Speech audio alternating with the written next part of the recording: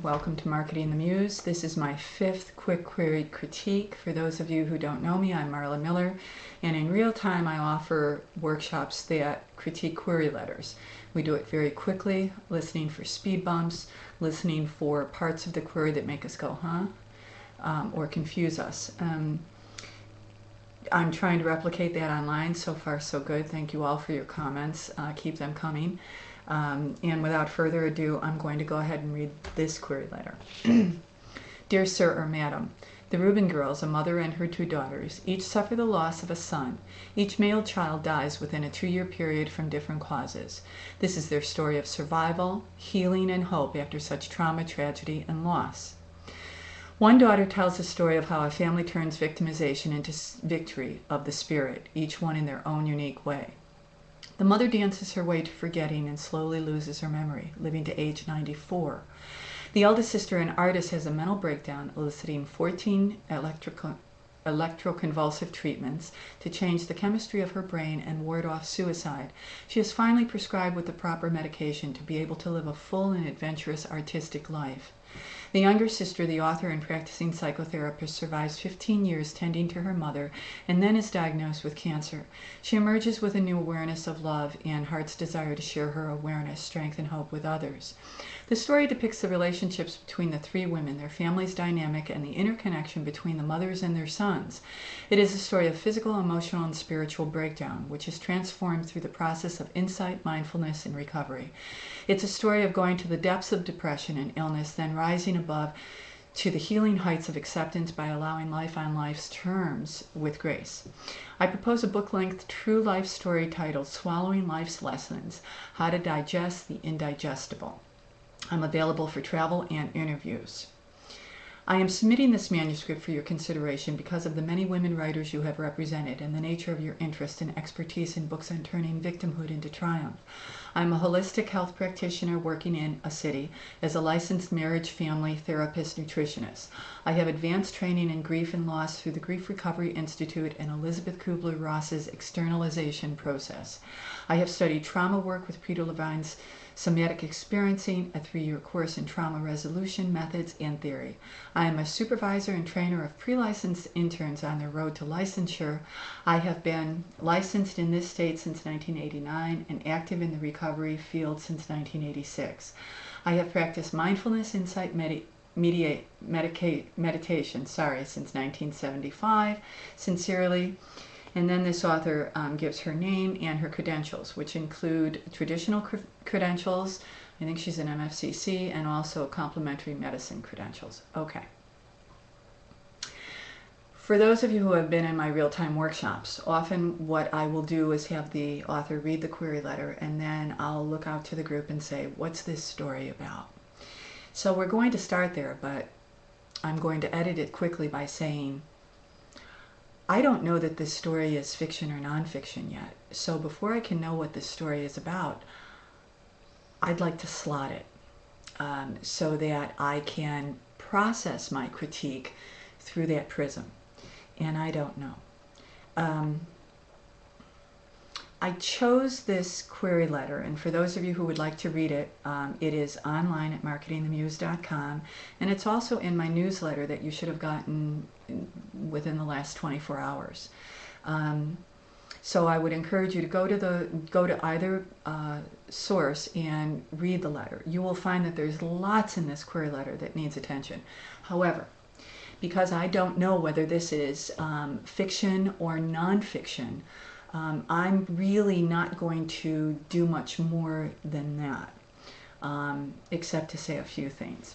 Imagine I'm the agent in my office, long day. I ask my assistant if I have one, print out all the query letters that we got today, or whatever in the last week. And then she gives them to me, or he gives them to me, and I start reading. And I come across this query letter. Now at the end of it, I would put money, if I was a betting woman, that the agent who reads this would say the same thing that I said, which is, I don't know if this is fiction or nonfiction. She intimates that it is nonfiction, but she doesn't tell me. Is it a how-to book? Is it a memoir? Is it a novel? did she novelize her true life story? She says it's a true life story, but is this in novel form? She tells me that in the opening sentence, she tells me that this is a story about a mother and her daughters, pretty much that she references the daughters in great detail, but then says that this is a story about mothers and sons. So I'm confused, and that's not good. Here's what I would say to this author on the road. That she's probably spending time on a query letter prematurely. If she cannot distill what this story is about in about 500 words in a query letter, my guess is that she still doesn't know what it's about. I find this often with authors who are not writers, who are experts in a field but decide that they want to write a book. And for some reason, some people who are experts in a field, I don't know if it's magical thinking or if it's because they have such competence in one area, they think that writing a book will be a no-brainer, or just a continuation of what they do daily. I'm not quite sure.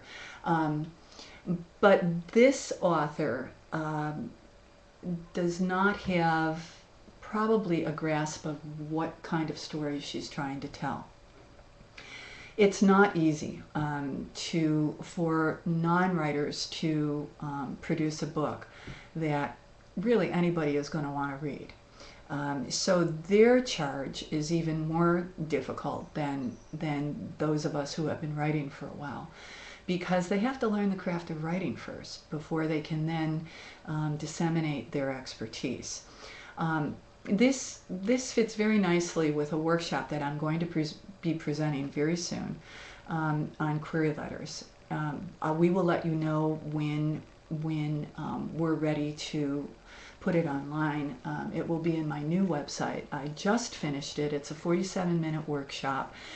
It is interactive. I have lots of people in the audience, and it was filmed and edited by a colleague of mine, Vicki Paddock, who's been a filmmaker for many years. We're very excited about the product. I think it turned out pretty well. In addition, I'm going to be interviewing authors on the road and be posting them through Marketing the Muse. And one of them, who I'm hoping will be one of my first interviewees, is an expert in psychotherapy, and he has written books. And I specifically want to talk with him about that arc. How did he go from being a recognized national expert in his field to then taking that information and distilling it and producing it in a book that people will want to read? So I think that interview would be very useful for this author in particular, and for authors who are experts in their field but not necessarily writers, to pay attention to. That's coming all very soon. Until then, I would like you to keep sending me your query letters. I'm specifically looking for nonfiction query letters. I have a stack of fiction, but would love some nonfiction query letters that I can include. I thought that this was one, but at this point, this letter is confusing. So we don't know what this is, and we never want to pitch our story if we're not sure that it's presented in the very best possible light. So this author on the road has some work to do, as do we all. Until the next time, thank you so much for tuning in to Marketing the Muse, and I look forward to getting your query letters. Send them. Bye.